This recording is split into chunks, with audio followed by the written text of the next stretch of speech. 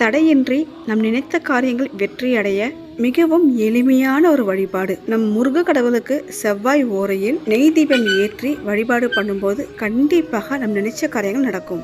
6 வெற்றிலை காம்பு கிள்ளி எடுத்துக்கணும். நல்லா கழுவிட்டு மஞ்சள் குங்குமம் இட்டு மயில் தோகை போல் பித்தளை தாம்பால் தட்டில் அடுக்கி வச்சிடணும். சின்னதாக ஒரு அகல் விளக்கு எடுத்துக்கோங்க.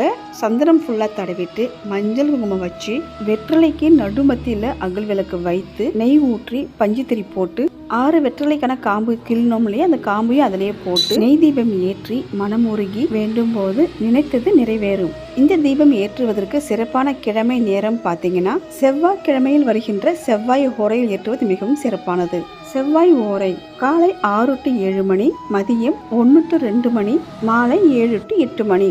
முருகருக்கு செவ்வாய் ஓரையில் நைவேத்தியம் செய்து நெய் தீபம் ஏற்றி வழிபாடு பண்ணும்போது வேண்டிய வரம் கிடைக்கும்.